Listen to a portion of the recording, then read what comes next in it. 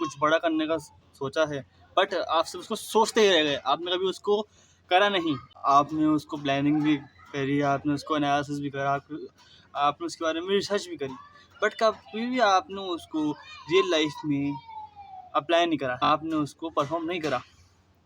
देखो, सोचना और करना, कहने को तो ये एक सिक्के के दो पार्ट है, बट ये हमारे ब्रेन के अलग अलग पार्ट्स को एक्टिवेट करते हैं। और आज हम इस वीडियो में यही समझेंगे कि कैसे इंसान जब सोचता है तो उसका ब्रेन कैसे काम करता है, और जब इंसान कुछ काम करता है तो उसका ब्रेन कैसे काम करता है।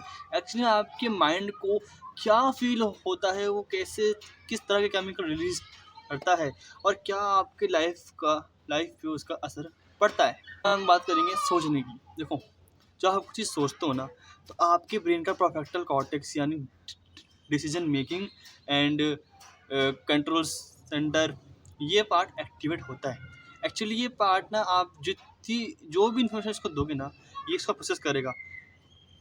फ़र्क नहीं पड़ता है वो सच हो या फिर झूठ हो, पर अगर आप इसको ज़्यादा इन्फॉर्मेशन दोगे तो इसके पास ज़्यादा ऑप्शन होंगे, और ज़्यादा ऑप्शन होने की वजह से ये उन ऑप्शंस को चूज़ करने में दिक्कत हो सकता है, ये कन्फ्यूज हो जाएगा आपका ब्रेन। इस कंडीशन में बोलते हैं एनालिसिस पैरालिसिस, जहाँ पर एक व्यक्ति के पास या इंसान के पास बहुत सारे ऑप्शंस होते हैं, बट वो किसी भी ऑप्शन को चूज़ नहीं कर पाता।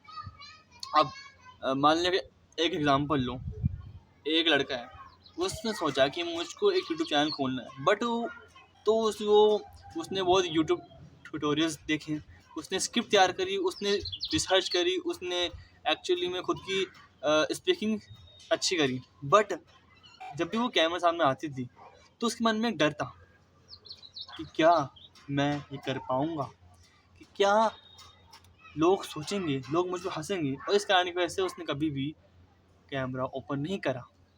और यो आप हो, स्टैनफोर्ड यूनिवर्सिटी में एक रिसर्च हुई थी जिसके हिसाब से ज़्यादा सोचना से इंसान की मोटिवेशन होती है ना, वो पूरी कम हो जाती है, और मोस्ट ऑफ पीपल डिसिप्लिन से नहीं चलते, मोटिवेशन चलते हैं। तो आपको अगर कुछ करना है तो आपको करना होगा, तो सोचना आपके लिए दिक्कत दे सकता है करने की।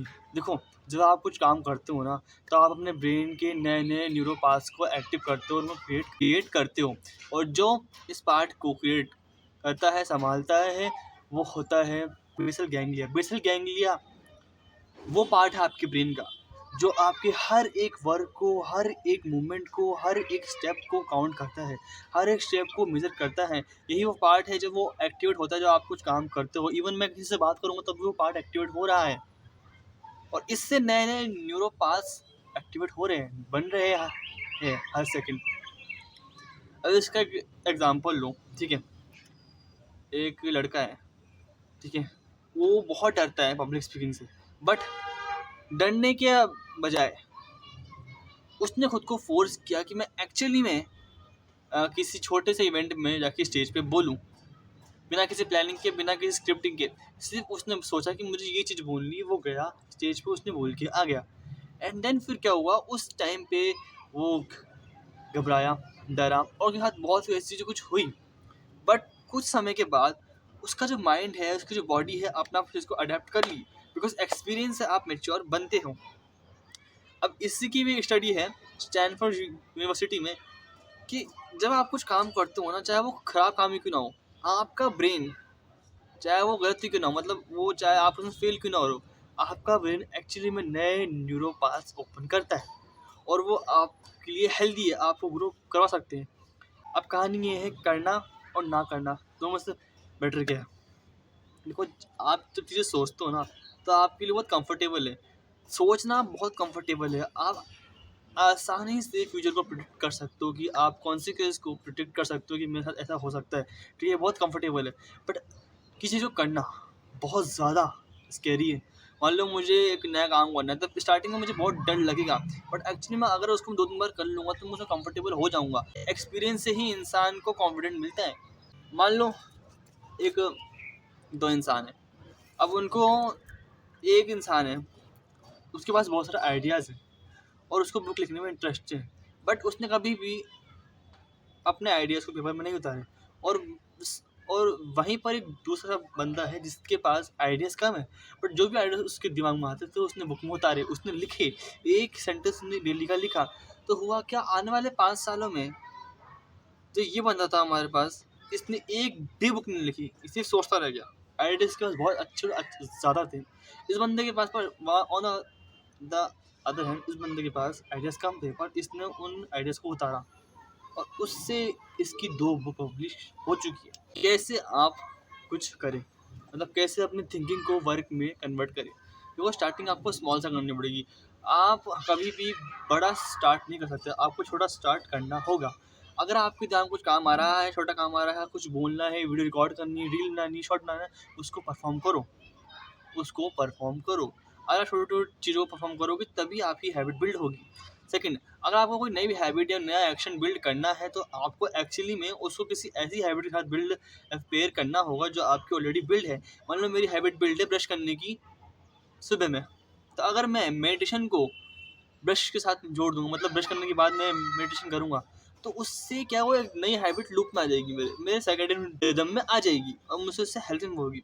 तीसरा, सबसे इम्पोर्टेंट, अगर आप अपने गोल्स को किसी ऐसे इंसान को बता सकते हो, बताओगे जिस पर आप ट्रस्ट करते हो या फिर वो आप, तो आप पे सोशल प्रेशर आएगा कि अब मुझे काम करना पड़ेगा, और उसको बोलते हैं सोशल बायस। आप पे एक सोशल प्रेशर आएगा कि मुझे काम करना पड़ेगा। ये केस ये कभी करे जब आप बहुत ज़्यादा आलसी इंसान हो। चौथा, कभी भी रिजल्ट को प्रायोरिटी मत दें। हमेशा जो आप वर्क कर रहे हैं उसमें खुशी ढूंढें। अगर मैं ये वीडियो शूट कर रहा हूँ तो मुझे खुशी होगी, मैंने एक वीडियो शूट करी, मैंने कुछ तो करा, मैंने दिन में कुछ तो प्रोडक्टिव बनाया, मैं बहुत खुश रहूँगा कि मैंने एक वीडियो शूट तो करी कम से कम। तो अपने वर्क को, प्रोसेस को एंजॉय करें।